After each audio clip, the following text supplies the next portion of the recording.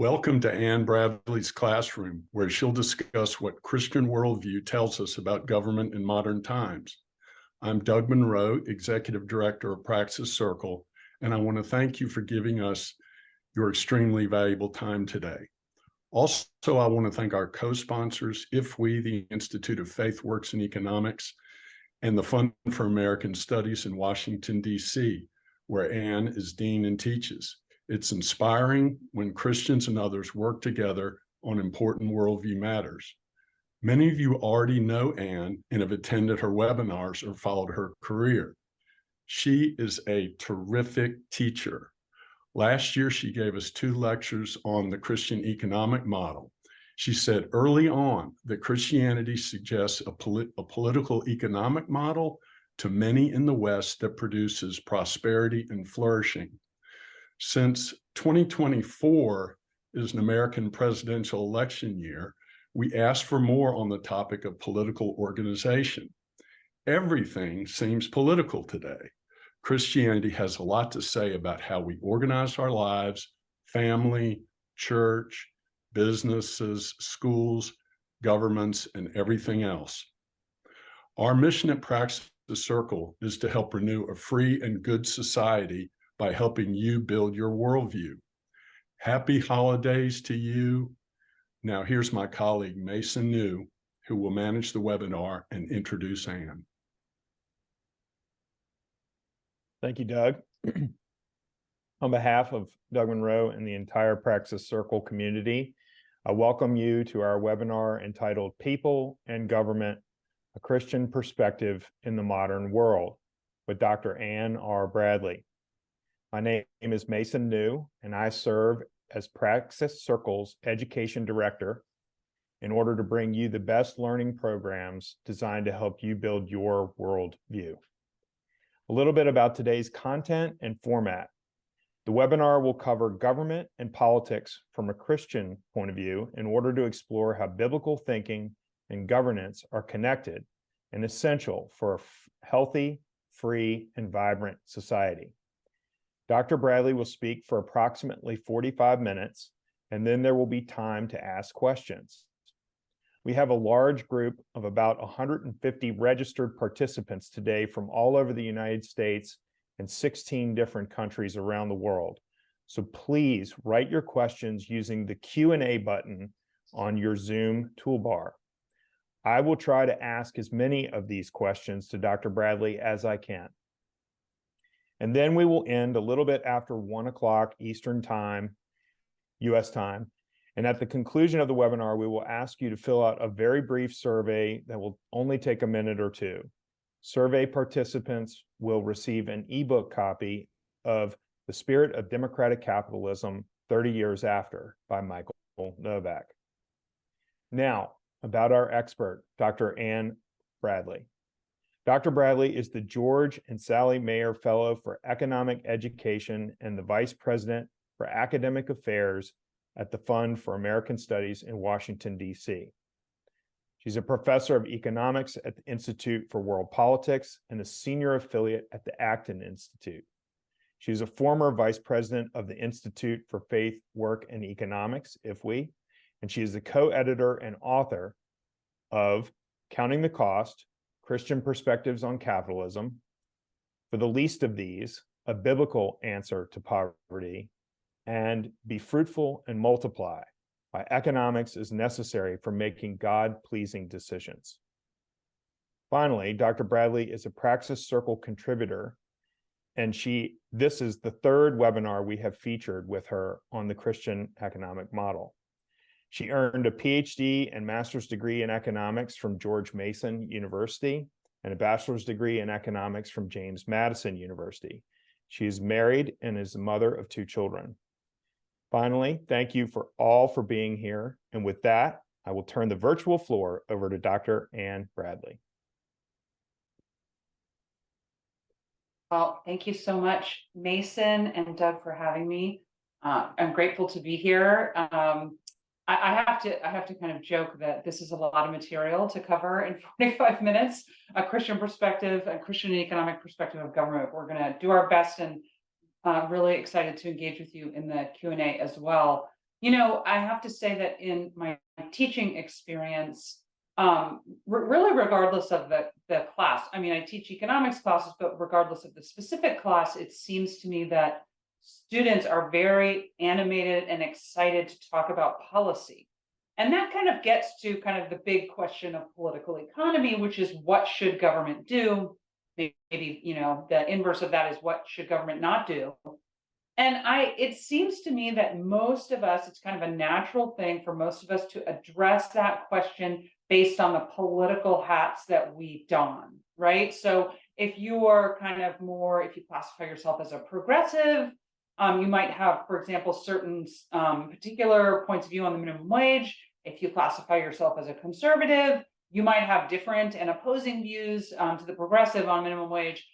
And so what I, kind of think, I encourage my students to do, but what I think we all need to do is really just take those political hats off momentarily. They're fine to have, but I don't think they give us a deep dive into these questions. And so I really am always encouraging my students, and I want to encourage all of us, we have to kind of think about human anthropology. And I think Christianity has something really beautiful and profound to say about who God is and who we are. And then we have to kind of look at the realities of economics. And you might say, well, what does that have to do with government? And I'm going to talk exactly about that. But the realities of economics, I've said this before, are kind of similar to the realities of physics in this sense, they constrain us. And so I want to start by really thinking about the beginning. And if you were here last year when I did the economics element of this webinar, I talked briefly about some of these things, but they inform how we think about what government should do, what government should look like, but also they inform how we think about law, how we think about culture, how we think about commerce and the economy, and how we think about politics. So I think all of this kind of stems from the beginning. So we want to think about God's created order, our role in that created order, and kind of what economics has to say about the natural world. And then I think we can really have a good conversation about what should government do. So the first question we can ask is, what are God's designs and desires? What does he want? Why are we here? Why did he go through the process of the creation story? And most importantly, is his glory, right? So when he creates the world and puts us in it, that is glorifying to him. It brings about a community that is a beautiful thing, right? God desires this communal community relationship with us, and that we have that with each other and with the earth. And in that we flourish. So human beings desire innately, it's written on our heart, to flourish. But there's a way to human flourishing, right? There's also ways away from human flourishing. But that's part of what God designed his created order to accomplish. So the world is designed in a particular way to help us as human beings work with each other to obtain greater levels of human flourishing. The other kind of question is just kind of what are the principles that fall out of the creation story? Right? What can we learn from thinking about Genesis about how we should live today? And this is where I want to take old text, bring it into the modern world. We learn a lot about human nature. We learn about the nature of God, and we learn about the natural order of things, right? That there's some things that are revealed, there's order, there's rules that are revealed in nature that allow us, again, to be harmonious with one another if we respect that created order, but create discord, violence, and plunder if we disrespect the natural order of things. And so I think then we can ask, okay, what kind of society? Then if we know these truths to be true, if we can understand God better, if we can understand our purposes better, if we can really deeply think about the natural world and human nature, then we can kind of ask questions. All right, what should I agitate for? Because isn't that what we're all asking when we don those political hats? I've never heard anybody tell me they disagree with human flourishing, right? It doesn't matter if you're an atheist. It doesn't matter if you're a Christian. It doesn't really matter what your religious background is. People want to flourish. So that seems to be universally written on our hearts, but there's, again, like I said, a way to flourishing. And so we need a society that gives people freedom. And I'm going to explain why that's the case. I'm not just going to assume it. And then we have to think about the type of governance, right? What governance do we require? What type of government should we have? And then from that, we can start talking about policies. And this today is not going to be policy specific, but certainly I think this provides us with principles by which we can understand. So back to the minimum wage question, I ask my students, let's first build the foundation of the house, the intellectual house we're going to live in. So we need to think about the human person. We need to think about economic realities. And only then can we understand what we should agitate for politically, right? What are good policies and what are bad policies? So you have to kind of get there first. So, what are some of God's purposes in creation? What can we learn? Again, I could spend all day, weeks we could have on the topic of creation. So I'm just going to share some really, I think, fundamental things that help us. But one is that we are made in the image and likeness of God. So Genesis 1:27 is this first bullet point here, right? We are created, all of us are created in the image of God. And that's repeated multiple times. And it's because Genesis 27 is proclaimed that then we get Genesis 28, right? So Genesis 28 depends on Genesis 27. Because we are image bearers, this tells us something about human beings. It gives us insights into who we are, but also our purpose, are the reason for our existence. In 28, verse 28, God blesses us and says, what? Be fruitful and increase in number, fill the earth and subdue it. So we're gifted the bounty of God's creation, which in the Genesis story, right, we see unfolding over 7 days. At the end of each day, it's good, it's good, it's good. At the end, it's very good, right? It's very good now because from God's perspective, it's ready for us. But 28 implies activity, creativity, that God doesn't say, kind of at the end of Genesis, okay, I made this earth, now don't do anything with it. We're supposed to fill the earth and subdue it, right? So we understand filling the earth. We get the importance of family, of children, of having children, right? Of building neighborhoods, of building communities, of cooperation.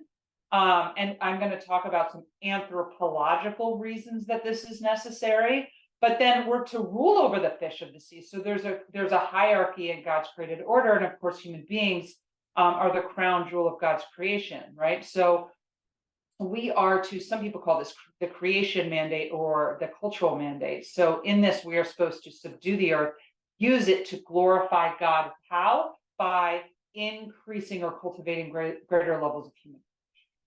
How do we do this? Through our work. So we go to the second chapter of Genesis and we see this is a very important verse. I rely on it often and a lot because there's two phrases here that come about in the original text that are separate but work and are necessary, right? They work together. And so God says here, he put the man and put him in the garden to work it and care for it. So to care for it means don't plunder, don't destroy.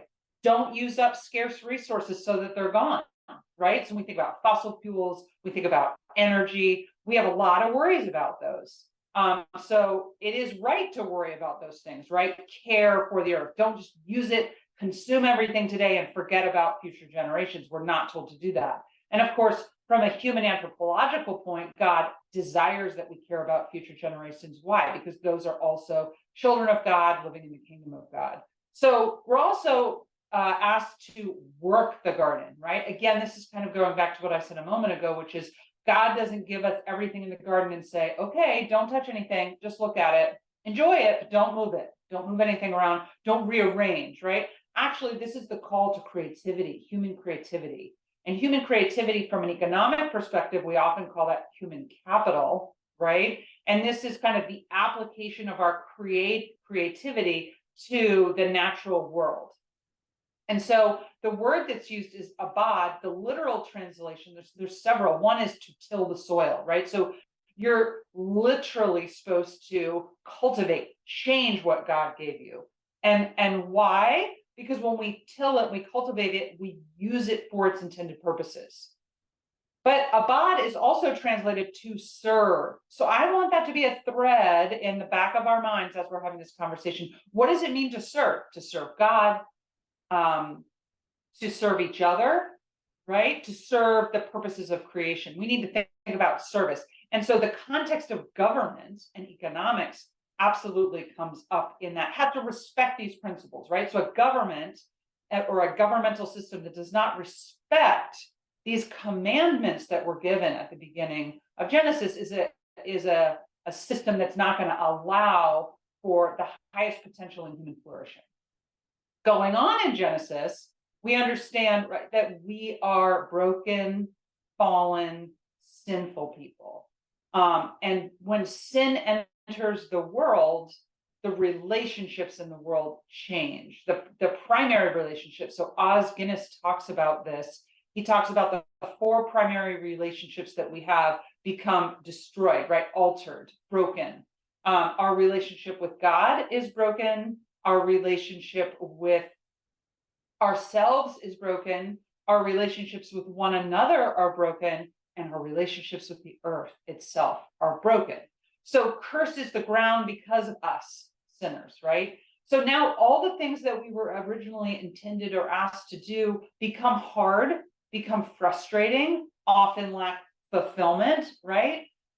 Through painful toil, you will eat food. One of the most primary and basic tasks of a human being is to get food every day to eat. Now it's painful toil, right? Childbirth, again, one of those natural, beautiful blessings that God has bestowed upon human beings is now painful and difficult, right? It produces thorns and thistles for us. So the process of work, the process of human flourishing is challenged. And often we can detract from human flourishing because of not only our incapacity through sin, but just the brokenness by which we perceive the world and by which we perceive ourselves. And so, work is important. It was always important. It's part of what we're created to do. So again, when we start thinking about policy and government, we have to keep these principles in mind, right? What type of government systems allow this to kind of work the way it's, as best as it can, given that we're sinful, fallen people.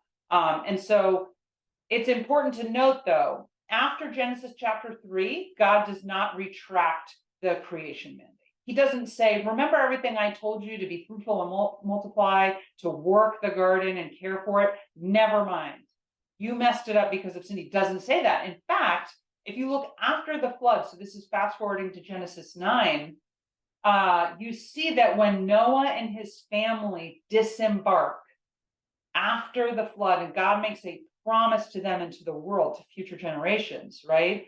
The first thing that they are commanded to do, stepping off the ark, is what? Be fruitful and multiply. It's reiterated because it's what we were always supposed to do. So it's harder, work is harder. Social relationships are challenged and difficult, and we actually hurt each other. And sometimes we hurt each other intentionally, and sometimes we hurt each other unintentionally. So we're broken human beings living amongst kind of broken institutions. Yet we shouldn't give up hope, right? Because flourishing or shalom is still the goal. And so Jonathan Pennington is a scholar that has been very informative to me in thinking about what does shalom mean. When we hear and read shalom, we tend to translate that in our minds as peace, which is part of shalom, but it's an insufficient understanding of shalom. Shalom is the full working of God's created order as it is supposed to, right? As it was supposed to in God's imagination, as he imagined and designed the world according to his purposes. So shalom is not merely the absence of violence, plunder, and conflict. And those are good things, of course. So Pennington starts to give us this kind of description of what it looks like to obtain biblical shalom, right? Biblical human flourishing. I think that's an important adjective there because there's a lot of people that are kind of now using the word human flourishing, which I think is a good thing. I think it's a rich and robust, complex topic. And so I'm happy to see that people are using it, but I think we need to define it in a certain way, right? So Jonathan Pennington is helping us here. And this is just a short, very short excerpt from his work. He says, Shalom is human health and wholeness, resulting in strength, fertility, and longevity. The vision of Shalom is at the core of God's redemptive work in the world, right? So that's very powerful. So the first part helps us understand that not only is Shalom the absence of conflict, which is good, but it's so much more. Health, right? Thinking about living long, healthy lives. Strength, wholeness of the person. Fertility, right? Longevity. It's really a remarkable thing because those kind of things that I just described, or that Pennington describes here, those that every person, ordinary people, get to aspire to live long, healthy lives, to be strong, to get to have their children live long and healthy lives, is really new in human history. If you look at the track record of human history, we have not had lots of success with child mortality, for example. We've not had a lot of success with people being free to live amongst each other in peace. These are kind of new ideas, right? So certainly government is going to have something to do with that. But again, these are the principles of biblical shalom. What Jonathan Pennington is doing here as well is opening the idea for us that material well-being, growing your wealth, is part of shalom. Now, I'm not making the argument that, I'm not kind of proclaiming the prosperity gospel here, because that I don't want that to be misinterpreted.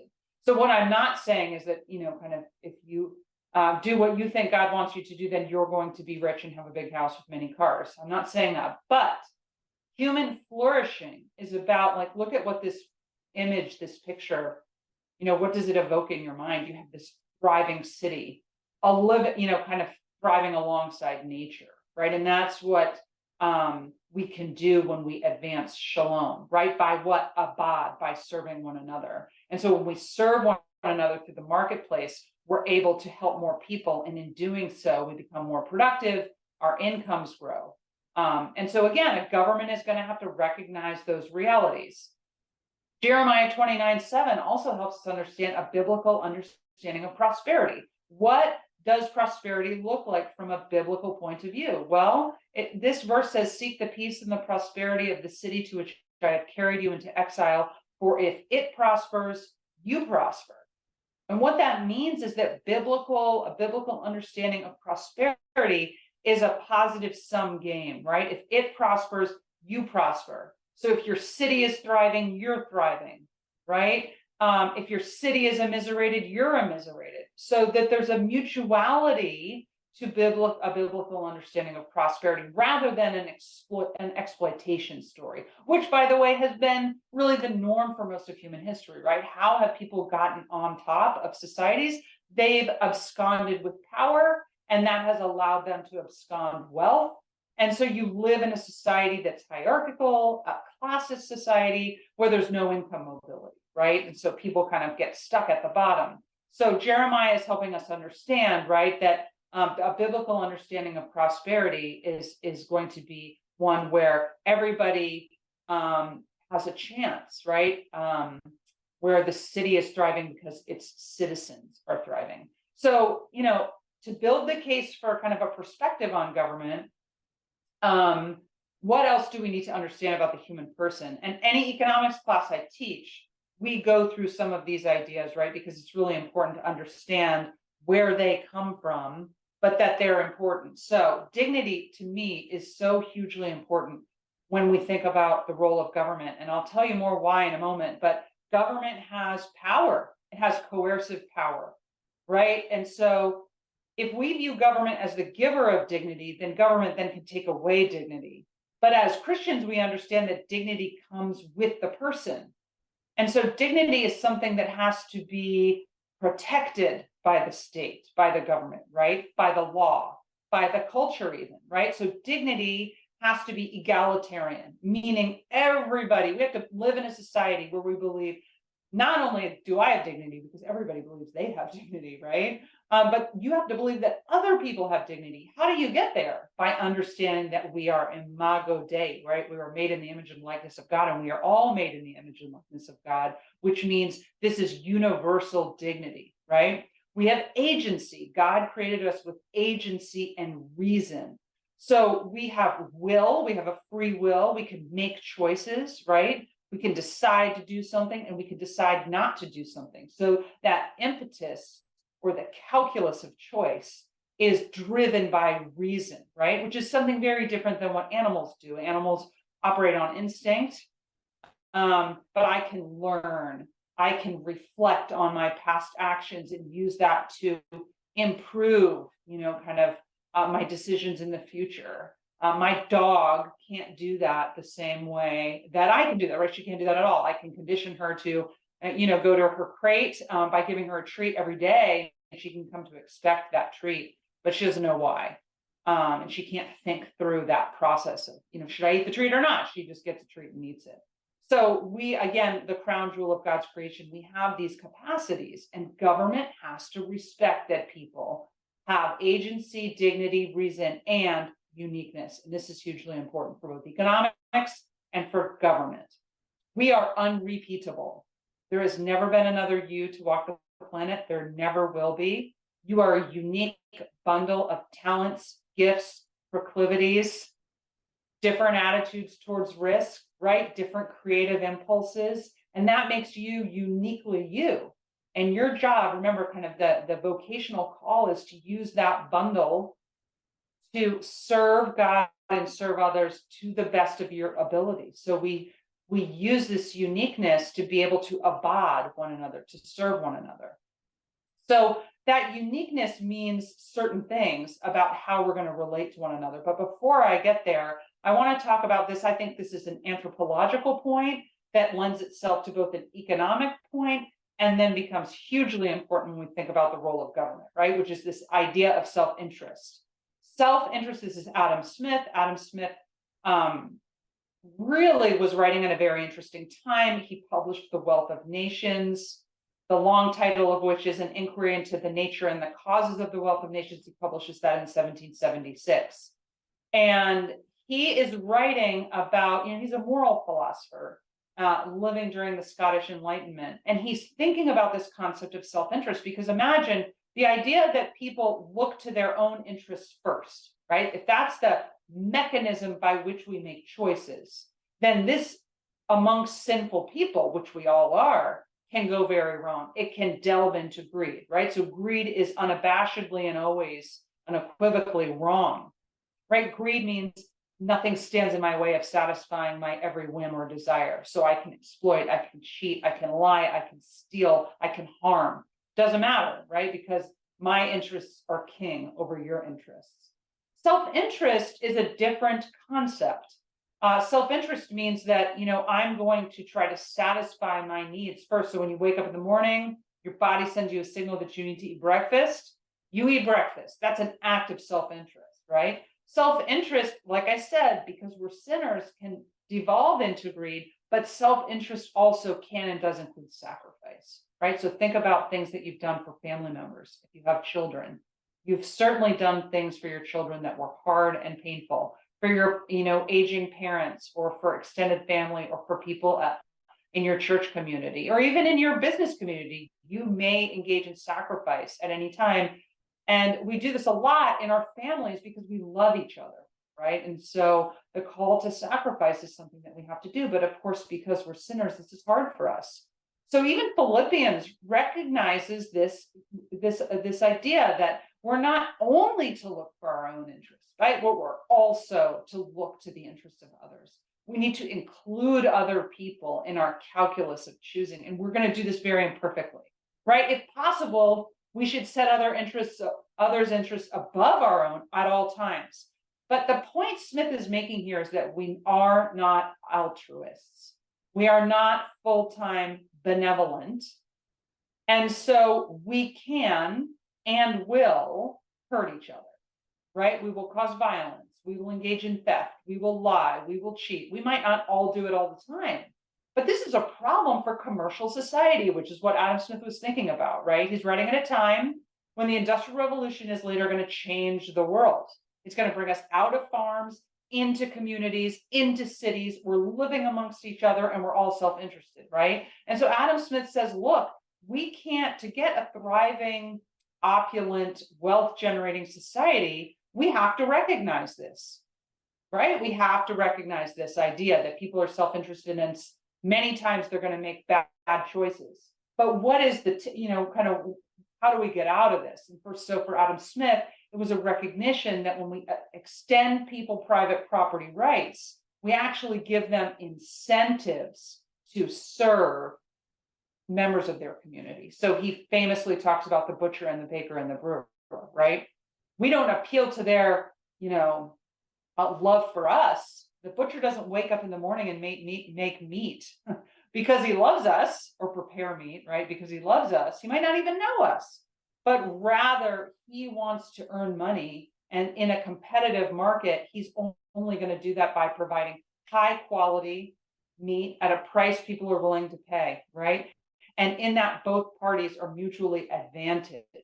There's mutual gains from trade, right? But Smith also says, right, by allowing people to pursue their own self-interest in the context of private properties, you actually make more contributions to the common good than, according to him, he says in the last sentence here, he's never known much good done by those who affected to trade for the public good, right? So when we try to design systems that generate the public good, we often fail. But if we use private property rights, and then later he would talk about an invisible hand, right? It's as if the market is guiding people to do things that are really productive. So I want to talk a little bit about the economic realities here. Why am I doing this in a government conversation? Because, again, we have to understand what government should do. It's the ultimate question of political economy. Many, many people spend very late nights arguing about this, right? Again, they don their ideological hat, and some will say government should do this, and the other side will say, no, government should do this. And really no traction is ever made, or very rarely, in those conversations. So how do we think both from a biblical point of view, and again, these economic realities that fall out of a respect and understanding of the created order that can allow us to better answer those questions? And so here are some of the realities. One, we live in a world of scarcity. Even amidst the abundance, I mean, think about, I don't know, I can't see the number of participants, but like 100 people or 150 people are gathered from around the world through a computer having a conversation. Remarkable, right? We couldn't even imagine doing this 70 years ago. There's no such thing as Zoom. There was no such thing as the web, the internet, all that stuff. But even amongst the abundance that we have, we face scarcity. The most prevalent aspect of scarcity is your time. You only have 24 hours a day, and you have to use those 24 hours as productively as possible. Incidentally, economics comes from the word oikonomia, and oikonomia means to manage or steward a household. It's not an accident that economics is about allocating scarce resources as productively as possible. That's the study of economics, right? So economics is fundamentally about stewardship. How are we going to make good decisions given the scarcity? Because if we had unlimited time and unlimited resources, it doesn't matter what you decide to do, right? But if you have limited time and limited resources, then what? All these other things fall out of that. Everything has a cost. Everything has a cost. We always face trade-offs, right? You have to give up, so you're not doing something else right now that is valuable to you by being here with me and with us. So thank you for that. But that's a trade-off you're facing, right? It's a price you're paying. And so we need to think about the incentives around that, right? People respond to incentives. Incentives can foster cooperative, wealth-enhancing, and productive behavior, or incentives can foster mutually destructive and violent behavior. So I have a picture here. Maybe you've seen this before. This is North and South, a satellite picture of North and South Korea at night. It's a really remarkable and stark picture because North Korea and South Korea share a lot of things. They share, regionally, they're very similar. Culturally, they're very similar. They have, kind of a lot of the same potential trading partners. But what do you see here? at night in North Korea, unless you're, at the top of the economic class, you can't read a book after the sun goes down. But if you live in South Korea, you can read a book any day, any hour of the day, right? Because you simply turn on a light. So North Korea lives, 150 years behind how South Korea lives in terms of innovation, the availability of goods and services and technology that are readily available to ordinary people. It's a stark difference. What is the difference? Is it that people in North Korea are kind of more greedy than the people in South Korea? Is it that the people in North Korea don't understand how to do economics or how to do government, and the people of South Korea, do? It's really a story of incentives, isn't it? It's a story of North Korea deciding to go on one political path that really violates our understanding of human anthropology and economic realities. And South Korea decided to pursue a path of government that recognizes those realities. And when you recognize the realities of human beings and economics, and your government respects those realities and works around them, right? Then what do you get? Lots of thriving, flourishing people who can read books at night. All of these economic realities mean that we need to trade. And really the reason North Korea is very poor is because it doesn't have a lot of trading partners, right? There's no low levels of productivity. When your productivity levels are low, there's not as much to trade with, frankly. So they're living in a much more primitive economic kind of reality than people in South Korea, right? Which is a thriving, rich country. And so at the beginning of the 20th century, I would say, or early part of the 20th century, Nobel Prize winning economist F.A. Hayek, who would write and think a lot about the role of government, later with Milton Friedman, and I know we gave you Capitalism and Freedom to look at. But Hayek and his teacher, Ludwig von Mises, brought back to life this very old word, Catallaxy, or catalactics. Catallaxy means to bring into the community. Another translation for it is to make a friend from an enemy. And so their understanding is that the market process, right, commerce, the commercial sector, allows us to have kind of peaceful, cooperative relationships with strangers. So you have a picture of Walmart here, right? Walmart's mission statement is save money, live better. And I always ask my students, why do a bunch of billionaires care if you save money on Cheerios and garden hoses? They don't know you. You'll probably never meet them. Are they more moral than you? Are they more altruistic than you? Are they more greedy than you? Right? And the answer to all those questions are we don't really know. They're just human beings.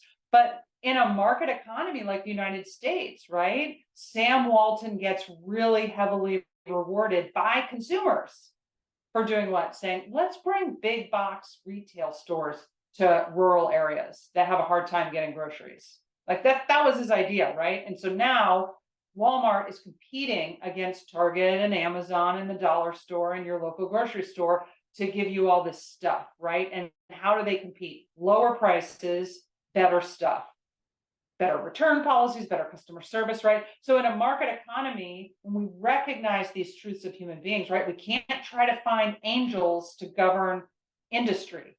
There aren't any, right? That was Adam Smith's point. It's a biblical point. There aren't any. So what do? We have to take people as they are and provide them with the appropriate incentives to think about bringing people into the community, right? That said, I like to think about the world in kind of these overly simplistic Venn diagram ways, I suppose. But if you think about these kind of three spheres of social life, you have civil society, you have the state, and you have the market. I think that they really are overlapping here. I think civil society is one of the more robust in the sense that the core unit of civil society is the family. Where do we get that? Genesis 1. To be fruitful and multiply. How do you do that? Through families, right? So families are the core spiritual, social, economic unit in societies, right? But they also include churches, neighborhoods, the YMCA, the Red Cross, nonprofit organizations. So civil society is a robust and very important element of a flourishing, thriving society. The market, that's where commerce happens, right? I just mentioned Walmart, Amazon, that's where that happens, but it's also the farmer's market. It's a little seller on Etsy, right? Kind of doing graphic design from their office. And then the state. So they each have a function and a role. We could spend kind of weeks on this as well. But what I wanted to bring up here is that this kind of helps us answer that question of political economy, right? Which is, how do we know who should do what? And one of the ways we do that is to kind of really understand the rules, and what are the rules that embrace human dignity, human reason, human agency, all those things. But the other thing to keep in mind is that each of these spheres can allocate scarce resources. All of them can. So the Red Cross gives blood to people who need it in a crisis, but they have to get the blood and then give out the blood, right? So they have to ration. That's what scarcity means. Scarcity means we always have to ration. Rationing means, how do we figure out who gets what? The state can allocate scarce resources, can't they? They can say, we're going to build a road, we're going to build a bridge, we're going to, set up the military, we're going to do intelligence work, we're going to do all these things. The state can allocate resources, and the market allocates resources. What's unique about the market allocating resources is the only avenue whereby, sorry, let me go back for a second. It's the only arena which does it through what I call the 3 Ps: prices, property rights, profits and losses, right? The state to allocate resource, and this again becomes important, because when we ask the state to do things, build this, pay that, we have to think about where the money comes from. How does the state get money? Through the market, right? It can tax, it can borrow, it can inflate, which is a bad idea, right? But it can borrow into the future, and it can tax. So a thriving market sector is how the state can do the bridges and the roads and all those things. But one of the questions that comes up is, how do we limit the state, right? Because the state, unique of all these spheres, has what? Power. So when we talk about the state, we might talk about the legitimate monopoly of force or the legitimate monopoly of coercion. The state can tell you what to do and punish you when you don't do it. It can tell you what not to do and punish you when you don't do it, right? The market can't do that, right? You can't get punished for not buying a Starbucks, even though Starbucks would love you to get a latte from them every day. They can't force it. The only way they could force it is to go to the government and say, we want you to pass legislation that forces people to buy lattes every day. And so we need to think about how each of these spheres can be set up as effectively as possible to generate the most human flourishing possible. And so I want us to think about capital G govern versus lowercase govern. We tend to, and I think this is true of all people, we kind of think, okay, there's greedy people, there's avarice, there's problems, there's violence, there's all sorts of bad things going on in the world. What is the best way to control those bad things? And a lot of people will tell you, well, we just need another government law, we need regulation, we need this, we need that. Sometimes that's very much true, right? But I think ultimately and fundamentally, what needs to be true is that we have ideas that embrace freedom, right? Because policy in a democratic, a constitutional republic like the United States, or in a democracy, policy is really downstream from the values of the citizens, isn't it? So if we think minimum wage is a good idea, then we're going to vote for the minimum wage, and we're going to get the minimum wage, right? So ideas and values and the virtues that people hold are so important for the type of government, the type of laws that we're going to have. And those things can govern us, right? Our own values govern our behavior, right? That's really important. And so ideas matter a whole lot. What institutions promote peace and cooperation? There's different types of institutions. This comes from the work of Nobel laureate Douglas North. He talked about formal rules, right? So here's a picture of, kind of very famous picture of the founding fathers, kind of they're coming up with the Constitution and the Bill of Rights, right? Why is the Bill of Rights really important in American political history? Because it's a list of things the government can't touch. If we're going to give the government power, we have to constrain that power. And so we need formal rules and laws. The Constitution is about the operation of and the limitations of the government, which is why it has a Bill of Rights, right? That was very important to the American founders because they respected this idea of dignity. We also can have informal rules, and that kind of goes back to the first point here, which is ideas, culture matters. Deirdre McCloskey is an economist who's written a lot on kind of wealth generation, and she's worth reading, but she always says this, and it really kind of strikes me as important. She says, what we honor in society is what we do. right? What we honor, what we think is good, what we think is virtuous is what we do. And so the question is, how do we keep the ideas of freedom and human dignity at the core of our cultural values? That's a hard question to answer. I certainly don't have all the answers, but informal rules matter a lot for how we interact and behave with one another. And then another kind of, so what I'm saying here is that formal rules can capital G govern us. Informal rules, ideas, and virtues in a society, lowercase govern us. So how do we get a better world? The answer isn't always create a new law. And sometimes we don't like that because it's actually harder to change culture than it is to establish a new law or a new regulation or a new thing that tells us to do this. So that's kind of easy. Changing culture is really hard. And asking the government to be the one who changes culture is really dangerous because it gives them even more power to direct culture in one way or another. And if you don't believe me, you can certainly look at China as an example, right? The one-child policy is an example of the government using authoritarianism to kind of control family values. And we see where that's gotten them. And that's certainly no accident. So it's really going to be important for the economists, right? We think about, okay, if incentives matter, then we have to think about how to limit power, how to constrain the government. And so we need to think about political, economic, and religious freedom. They all matter, right? And so what we're going for is we want this liberal, not capital L liberal, but liberal, right? Meaning free people, free markets, limited government, political economy. And we want economic engagement with the world. Economic engagement, why? The Catallaxy of it, right? So the American founders desired, America is set up as a commercial republic. A commercial republic. It was supposed to be a place where ships would dock and bring goods from other places. It's a commercial republic. Why? Because that commerce sector of that Venn diagram brings in, makes friends from enemies.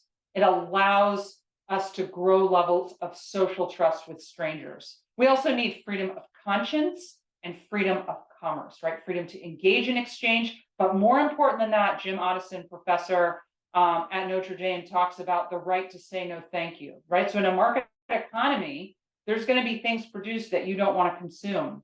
And so market economies empower the consumer to say no thank you. No thanks, that's not for me, right? And that's where the virtue matters so much. So I think you're getting a copy of not Capitalism and Freedom, but you're going to look at some of the work where we talk about kind of the three spheres, right? We look at religious freedom, economic freedom, and the spirit of democratic capitalism. So that's in there, and I think that's really important. All right, so let's talk about the results, right? When government respects the truths of the human person and the truths of economics, this is what we get. And I'm not just making a material claim here, right? The material claim is that we're rich. Great. Well, we know that doesn't, get us into heaven. But certainly what material wealth allows us to do is have more choices, right? If you're wealthy, you have more choices than you are if you are still living today in grinding poverty. So this is the evolution of GDP, gross domestic product, which is final goods and services produced in a country in a year, overall modern history. And when I talk to my students about kind of what changed, is that we've got better government. And what does better government mean? Is it more socialism? Is it more capitalism? Is it more fascism? Is it more democracy? Is it more monarchy, right? Those are kind of lots of complicated questions. But what you tend to see over this time is more free markets and more limited government. The form isn't as important as the principles behind the government, right? That it respects the dignity and the agency of people. And look what happens simultaneously. You get world population exploding, right? So if you look at this bottom part of the graph, really up until about 1400, although it lifts off a little bit at 800, the slope changes. You have lots of babies being born, right? So the birth rate per woman is high, but the child mortality rate is even higher, right? And so you don't get this flourishing society when children are dying and when they die at a rapid clip. And so what has happened over the last 250 years is an explosion of human productivity, human creativity that has allowed us to save our lives so that we can live longer. right? Fluoride toothpaste, the seatbelt, the pacemaker, antibiotics, all of these things, right, are done through seeking a profit through entrepreneurship and in the context of a government that allows and encourages that to happen. But here's another really cool outcome. As economic freedom grows, and this is information from the Heritage Foundation, I'm sorry that it's a little bit blurry here, but what you see is that economic freedom is very positively correlated with what? Democracy. And democracy meaning fair, representative government, a government that respects what? The rule of law. The rule of law means that we all come before the law equally, right? That the people who are in power don't have special privileges, but that the rule of law applies to everyone. So that's also the case, right? Economic freedom, political freedom, religious freedom go together. So the Novak book that you're getting really makes, I think, a very sound case for that.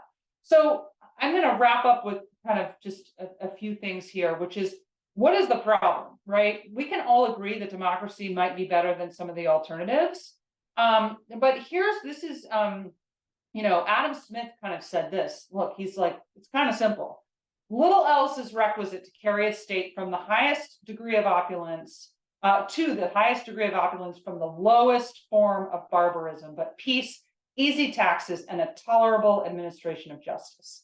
Right? So it's no big deal. Just do those three things. And of course, we know that this is a big deal. It's very hard to figure out what are easy taxes, how does the government maintain peace, and what is a tolerable administration of justice. But what Smith said, he wasn't saying it's easy, but he's saying these are the guiding principles for a government that is going to be able to contribute the most to human flourishing. And when governments violate those principles, what do we get? We get in this last sentence here, he says it's unnatural and they are obliged to be oppressive and tyrannical, right? Oppressive and tyrannical.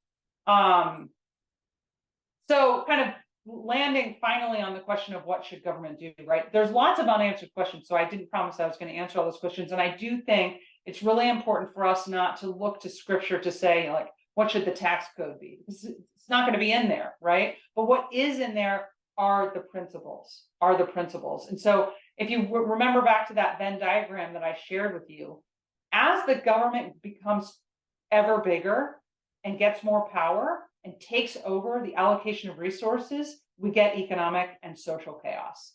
Don't believe me? Look at the 40-year history of Venezuela. A rich country with economic freedom and democracy, and now it's an authoritarian state that ranks last in economic freedom. So it has less economic freedom than Libya, for example. Here's another picture. This is Boris Yeltsin. He was a member of the Russian Politburo. He was a communist.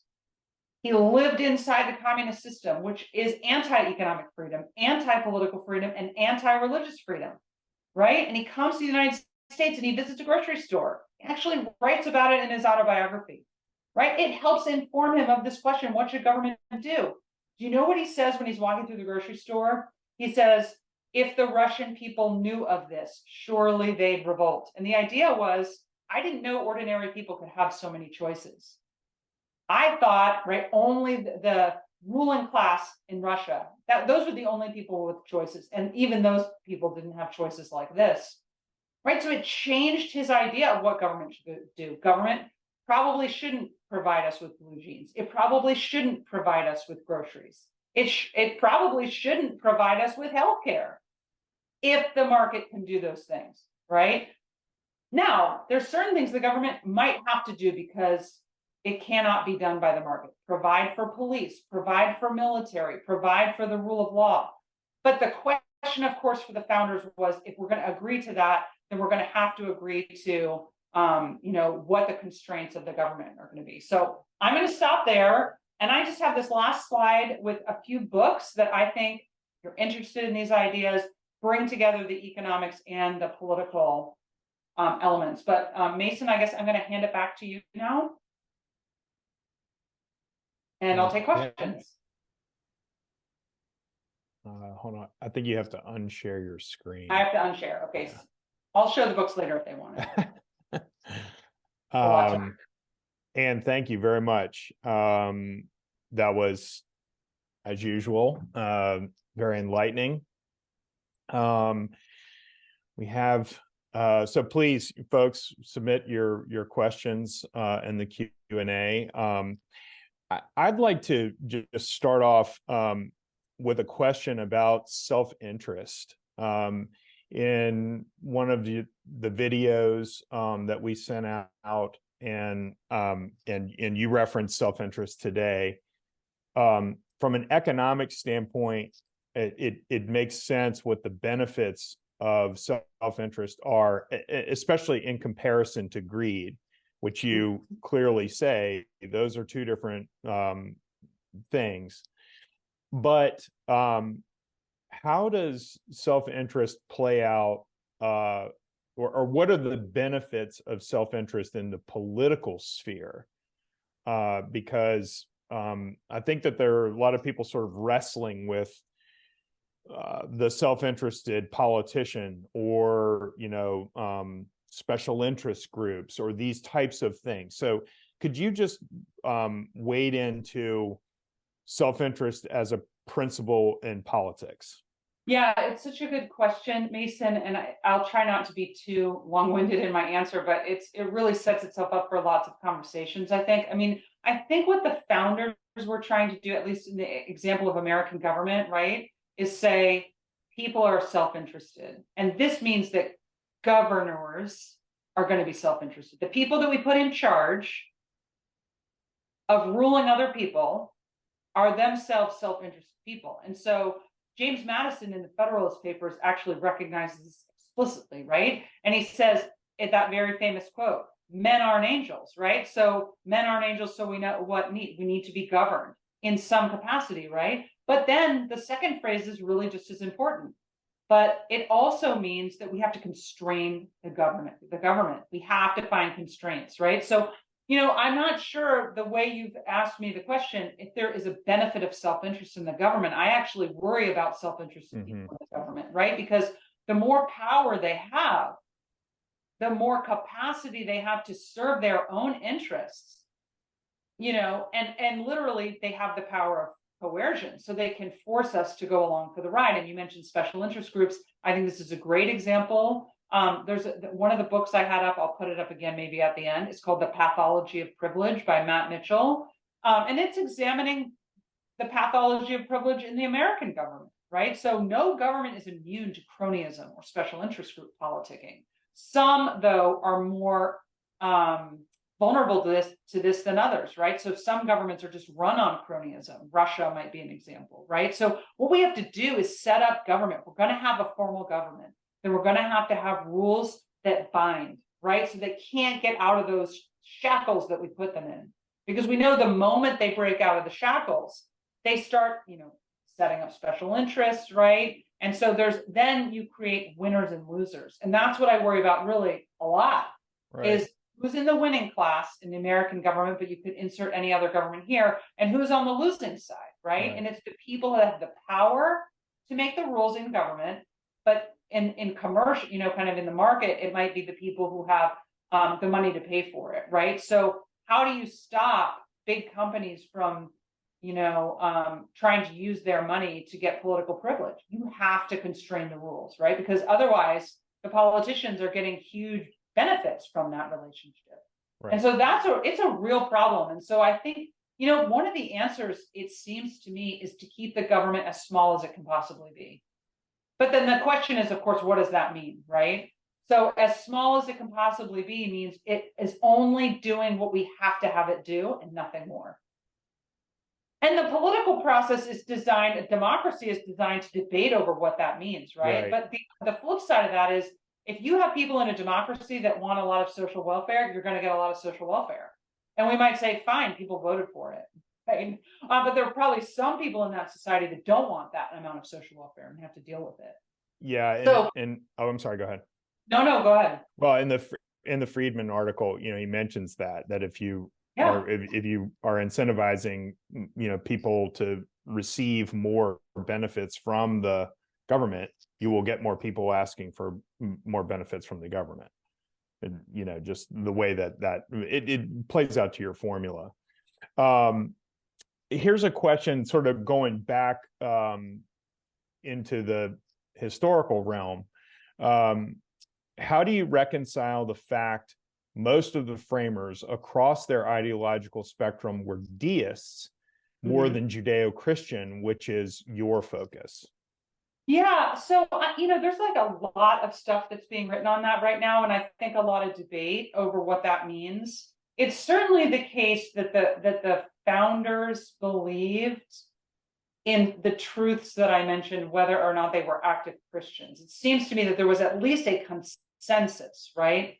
That whether they were deists or very committed Christians in their personal lives, the two things are going on there. They're not just setting up an autocracy that's trying to put into motion what they think. They are actually trying to put up a constitution that is a reflection of American values at the time, right? And American values at the time were these values, right?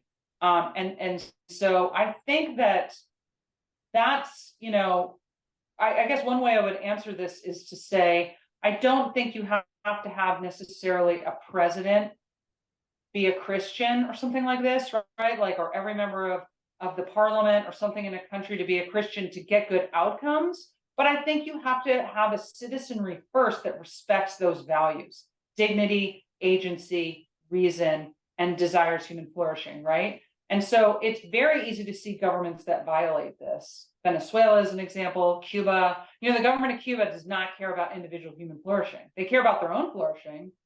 And the ironic thing is everybody would be better off in Cuba, including the elites, if they had, a market-based economy and a more limited government. That's not the case. And so how you get there is a different question. But I think the historical point is well taken, right? I also think it points to the fact that what matters are in a democracy, in a constitutional republic, what matters are the values of the citizenry, much less than the people writing the documents, right? Because a constitutional republic is a reflection of the values of its citizens.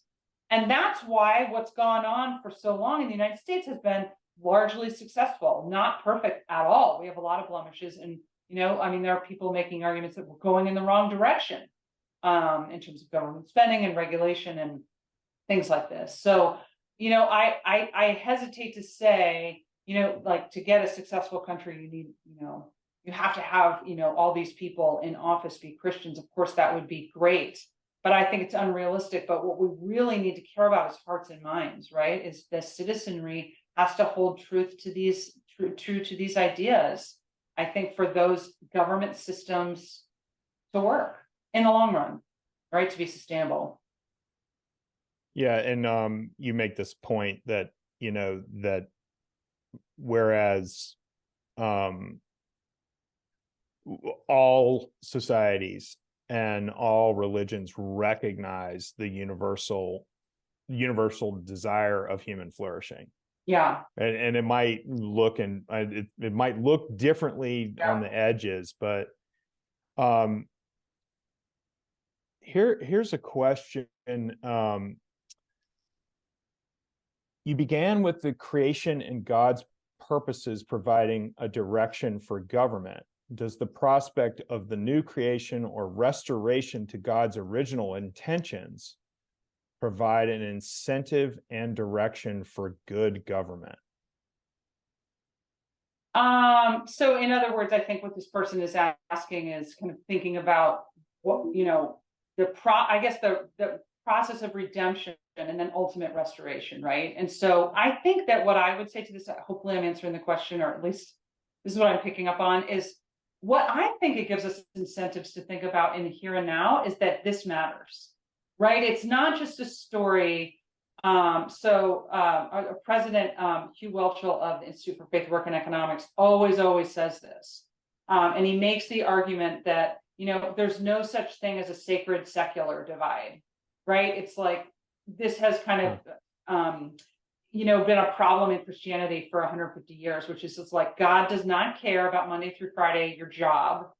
God cares about your spiritual life, where you go to church, whether you're tithing, all that kind of stuff. And then the rest is just like fluff or whatever. It's like you're just trying to live. And pay your mortgage and no one cares. And if you think of that way about your life, certainly work is meaningless, unfulfilling, unsatisfying. And when we survey people, we actually find this a lot in the American culture, right? It's like, thank goodness it's Friday and I can't stand Monday, because we kind of truncate these 40 hours a week to like, this is secular, doesn't matter, just get me on that bus when Jesus comes back, right? But if we think about redemption and restoration and the full narrative of Scripture, then we actually, our work here and now has eternal significance. Can I answer exactly what that looks like? I can't. I don't think anybody can, right? But we know that God put us here for a reason to fulfill his purposes. And that means that everything I do matters. The email that you answer on Monday morning matters. Some things matter more than others, sure. Right. But like you were put on the put in the world for I'll use my own example. I'm an economist. Seems completely secular to me when you just think about it that way, right? But like if I live into God's call for my life prayerfully, which we're all supposed to do, and this is hard, but we have to try. And he calls me to be an economist in this space. I have to do it with integrity, having faith in him that my contributions here can not only contribute to human flourishing now, but have eternal significance in, kind of in the hereafter. And that, when you think about that, it's just amazingly motivating, right? It also means I have a big responsibility. But that's how I would answer that question is I think we need to expand our view of, what Hugh would say is the 4-chapter gospel, right? Not just creation and then get me out of here. So when Jesus comes, but like this stuff matters right now. And if it doesn't, then why do we care about government? Who cares, right? I mean, we care because we know this matters to people's daily lives. And I think we know it matters because, God put us in this world. And so he did that for a reason. So it has to matter. It's a great question. You referenced Os Guinness, and in one of our Praxis videos that we sent out, towards the end of the playlist, he talks about where we are in a postmodern world, and he talks about revolution, oligarchy, and homecoming, and he explains the sort of really unseemly, ugly, and destructive parts of revolution and oligarchy, because he's saying, I think he uses the term, we have a culture of hype, bias, and spin. But then he explains in there this term of homecoming. He's like, no, this isn't the high school football game concept. It's the Hebrew concept of repentance and coming home, coming back to God's original intentions. Yeah. And I think that may be related to the person's question and your answer. And I don't know, like you, I don't know how we do that culturally, but I think that seems to be coming back to the original purposes. The spirit of cooperation seems to be like where the answer is, and not in these other places where people are controlling people over ideas or definitions of truth that just aren't there. Yeah, and if I can respond to that really briefly, I think something in there that what you said is really important, which is, it seems like our natural reaction when there's chaos, when there's cultural chaos, right? Which we can say now there's cultural chaos, and there certainly are in some places. But I mean, I think there's always cultural chaos. I think it ebbs and flows and has different manifestations, but there was never a time when it was perfect, right? And we need to go back to that time. I think we romanticize previous times sometimes, but I think both ends of the ideological spectrums, kind of when they see that, they go to the government as the solution. Right. And nothing about the way I understand human nature or economics tells me that the government can control culture. Right? I mean, you can't make a law that says love other people. You can't make a law that says do this, like matters of the heart are matters of the heart. That's not to say culture doesn't matter. I think it matters, so much. But it's how do you change ideas and values and cultures? That's a question that sometimes is outside the bounds of what the state can do. And that's where we have to kind of roll up our sleeves and do really hard work. What does this look like, right? We can't pass a law that says, you have to respect marriage or something. Like, we can try, right? But people either respect traditional marriage or they don't. And so culture can have effects on that. But right, it's just, I guess what I'm saying is policy is a blunt instrument. And it can't solve all these problems. So some of these problems are a matter of the church, a matter of the family, a matter of the community, and that can have a large impact on cultural things. Here's one question that takes me back to the title of one of the books that you worked on, and also one we've talked about before. And this question is related to poverty. More poverty adds more power to the government in the United States. Does the community-based nonprofit become an agent of our government's power? The short answer is, well, there's two. I agree with the statement at first, and yes, as an answer to the secondary question, which, it's all about incentives, right? And so one of the things that economists do is we look at not intentions, but incentives, right? So good intentions don't matter in policy because they get absconded so quickly by special interests and all this type of thing. So the point that is being made in this question is that poverty is a big business for the United States government. Big business, trillions of dollars, right? If you look at all the money we've spent since the war on poverty, back to the Johnson administration, you could do a lot with that money, right? We really haven't changed poverty that much. And I would encourage people to read, for example, Marvin Olasky's book, The Tragedy of American Compassion, in which he says that through really bad incentives, we basically destroyed, in particular, the African-American family through programs that rewarded, basically you got more money as a mother if you had children without a dad present. So that, or without a husband, right? So maybe the dad was present in the home, maybe he wasn't, but the incentive was not marriage, right? So poverty is big business. And I think the government has done really a terrible job at moderating poverty, reducing poverty. And so what's the first answer? I would say subsidiarity. That principle can inform us, which is go to the most local solutions first, right? So I think community and church can do an amazing amount for poverty. But this is a kind of crowding out story that is being brought up in this question too, which is that nonprofits can become agents of the state because basically, like think of some of the biggest international charities. They get a lot of their budget from governments. That changes their incentives. So even if they have the best of intentions, those intentions get skewed by what I just need to get that budget allocation from the government every single year. And so I have to do what they tell me. And they want me to do this. They want me to give malaria nets. We weren't really going to do that. Again, I'm not saying malaria nets are bad. I'm just saying, right, it kind of distorts maybe the mission. And it causes mission creep in these NGOs. So I think we need to create, how do you create a fault line between government and community poverty alleviation organizations? There's been so much. When Helping Hurts is a great book. Doing Bad by Doing Good is a great book. Poverty Inc. is a great documentary. There's tons here that kind of get into this problem. But I really think this is a problem of that Venn diagram, right? The government's now crowding out the really important sectors in civil society.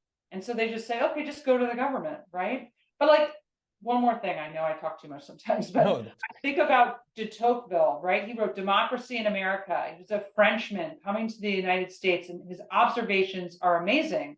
If you think about the way the world looked in the early 19th century, all healthcare was provided for by civic organizations that were mostly religious. That's how they were provided for. How do we care for widows and orphans? Local civic organizations.